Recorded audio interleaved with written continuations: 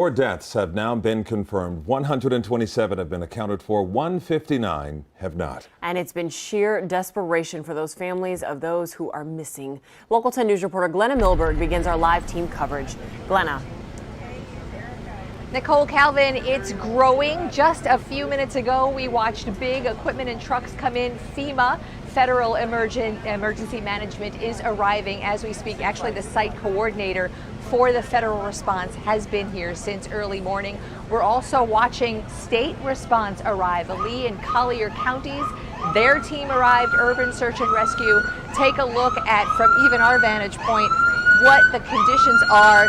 So smoky, the fires you mentioned. In fact, let's go up to Sky 10 and you'll see the aerials of fires breaking out in this mountain of what is the focus of recovery. There's also been weather today, rain every once in a while, hard rain, thunder, lightning. This work above and below, though, has not stopped. Massive in scope, meticulous in each move. The search and rescue crews and the dogs focused on signs of life and, sadly, signs of death as leaders give voice to a unifying question. We need a definitive explanation for how this could have happened. Answers are achingly slow to come for the families watching this work. If I could personally go out and dig, I would dig. The cavalry is arriving today. The urban search and rescue teams are getting help from around the state. This team from Lee and Collier counties arrived hours ago. There's a total of 8 teams throughout the state, so that's an additional 6 teams have been put on standby to rotate in as needed at the request of Miami-Dade Fire Rescue.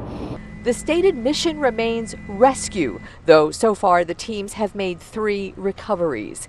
One is mom to 15-year-old Jonah Handler, whose heroic rescue we watched in the hours after the collapse. Our homicide detectives are working with the medical examiner's office right now to identify those victims. The work continues around the clock, despite rain and fire, from above on the growing debris field, from below tunneling with concrete saws.